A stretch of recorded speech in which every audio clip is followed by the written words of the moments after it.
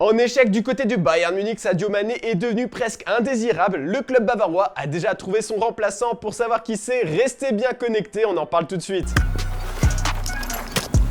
Foot.fr, fournisseur officiel de football.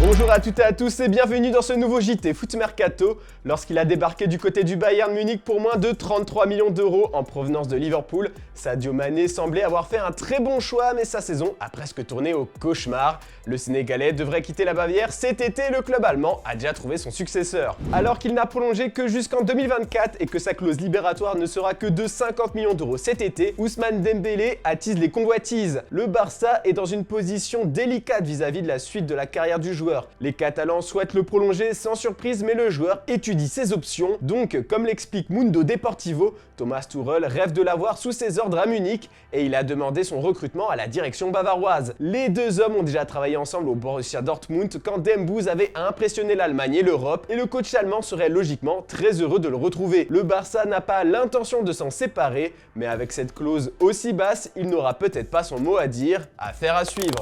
Tout ça nous amène à vous poser la question du jour. Ousmane Dembélé doit-il quitter le Barça pour le Bayern? On a hâte de lire vos avis en commentaire. Puis vendredi, on vous a demandé ce que vous avez pensé des excuses de Lionel Messi. Pour vous, l'Argentin a réalisé un geste de grande classe, plein d'humilité, et que donc, il a eu raison de faire cette vidéo.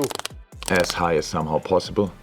And that was the plan since we start winning. It was before that as well, but it didn't look that bright, to be honest. Après une saison désastreuse sur le plan national et sur la scène européenne, Jürgen Klopp veut tout changer à Liverpool. C'est le focus du jour. Liverpool n'a pas réussi les objectifs établis en début de saison. Klopp sent qu'il va falloir faire un bon mercato estival pour se relancer, mais attention, les Reds ne veulent toutefois pas réaliser des folies pour attirer des joueurs. C'est en tout cas ce qu'a révélé Jürgen Klopp en conférence de presse. Si les prix sont trop élevés, nous ne pouvons pas les accepter. Nous ne pouvons pas acheter le joueur dans ce cas. Nous ferons venir des joueurs. Je suis certain que nous ferons venir les joueurs que nous voulons et ceux que nous aiderons. Alors, quelles sont ces cibles? D'après le Daily Mail, les Reds ont fait de Mason Mount la priorité de l'été. Après s'être retiré de la course pour signer Jude Bellingham, Klopp a tout de suite pensé au milieu de Chelsea. L'international anglais est sous contrat jusqu'en 2024 et pourrait être séduit par un nouveau projet. Et d'après le média Football Insider et Fabrizio Romano, les négociations se poursuivent entre Liverpool et Alexis McAllister. Klopp considérerait le champion du monde comme un joueur incroyable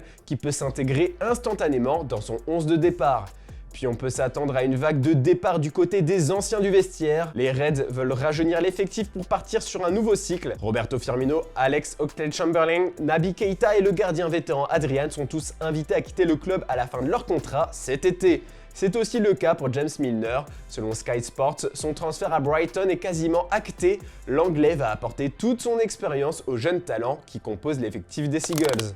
Plombé par les blessures, Paul Pogba connaît une saison particulièrement compliquée. Massimiliano Allegri tente de le relancer comme il peut, mais le coach italien a une théorie, le français vivrait une saison maudite. Pogba ha fatto buoni 20 minuti finali l'altro giorno, è normale che è un giocatore diverso come tecnica, come fisicità. Purtroppo però, ripeto, per lui questa stagione è stata una stagione, tra virgolette, maledetta perché dalla non operazione all'operazione dopo, a tutte le situazioni di mezzi infortuni che ha avuto, siamo arrivati a questo punto a 30 giorni alla fine e quindi devo cercare di sfruttarlo nel miglior modo possibile. Dans le reste de l'actu, Eden Hazard a pris une grande décision pour son avenir. Malgré son temps de jeu famélique au Real Madrid cette saison, l'international belge a toujours la conviction de pouvoir s'imposer dans la capitale espagnole. Interrogé sur son avenir samedi soir, le joueur de 32 ans a réaffirmé son souhait d'aller au bout de son contrat qui court jusqu'en 2024. Terminer l'année qu'il me reste, bien sûr, j'espère jouer des minutes, c'est une année difficile, mais avec une très grande équipe, a souri le Belge au micro de la Cadena Copé. Nous avons une bonne relation avec l'entraîneur et avec les joueurs. Oui, je veux jouer, mais je sais que c'est très difficile et je sais que je dois travailler. Enfin, vainqueur de la Coupe du Roi samedi soir, Karim Benzema a remporté son 25e titre avec le Real Madrid. Il rejoint Marcelo en tête du classement des joueurs les plus sacrés au sein du club merengue. Le joueur français a eu le droit à un maillot floqué du numéro 25. C'est l'image du jour, je vous laisse mater ça et à demain pour un nouveau JT. Bonne soirée tout le monde. Para mí es un honor entregarte esta. Eres lo más grande.